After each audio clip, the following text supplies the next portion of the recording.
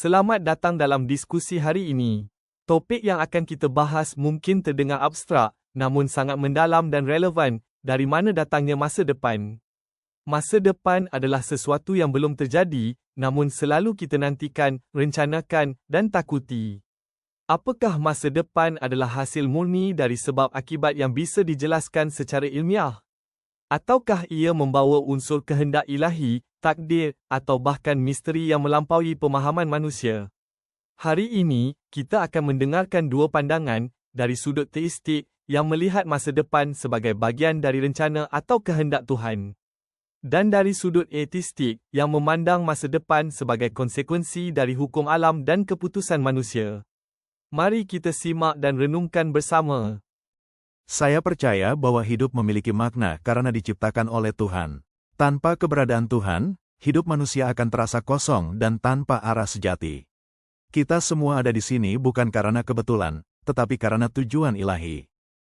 Terima kasih. Saya percaya bahwa makna dan tujuan hidup tidak harus datang dari Tuhan. Justru kita sebagai manusia bebas untuk menciptakan makna sendiri. Hidup ini memang tidak punya arah objektif dari alam semesta, tapi itu bukan berarti hidup tak bermakna.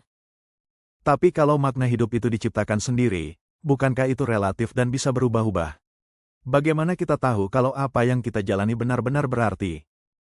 Justru di sanalah keindahannya. Kita tidak terikat oleh dogma atau tujuan yang ditentukan dari luar. Kita bisa memilih nilai dan arah hidup kita. Makna tidak harus bersifat mutlak untuk menjadi nyata.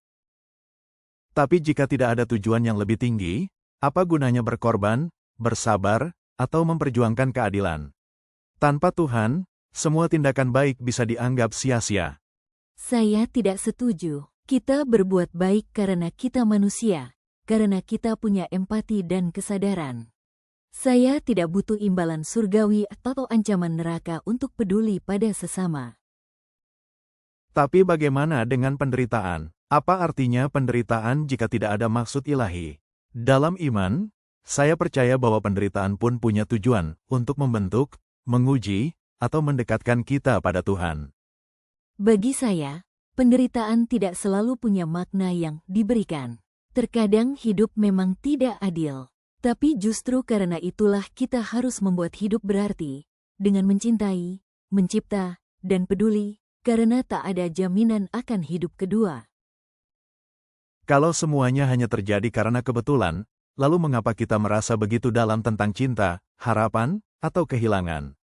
Apakah itu semua hanya reaksi biologis tanpa nilai spiritual? Emosi itu nyata dan bermakna meskipun mereka punya dasar biologis.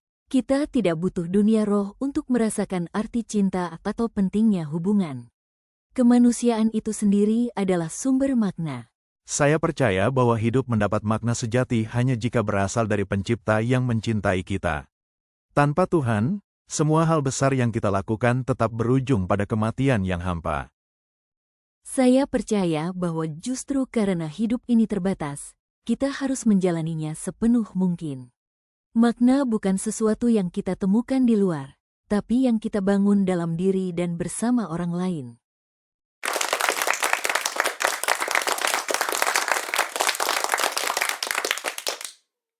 Terima kasih kepada kedua narasumber atas pemaparan yang jujur dan inspiratif. Perdebatan tentang asal-usul masa depan bukan sekadar wacana intelektual, tetapi menyentuh pada bagaimana kita melihat harapan, pilihan, dan arah hidup kita. Apakah masa depan adalah sesuatu yang bisa dikendalikan, ditentukan, atau sekadar dijalani? Dan yang lebih penting, apa yang kita lakukan hari ini untuk membentuk masa depan itu? Terlepas dari keyakinan kita, apakah percaya pada Tuhan, pada kebebasan manusia, atau pada kekuatan alam, satu hal pasti. Masa depan dimulai dari saat ini. Sampai jumpa di diskusi berikutnya.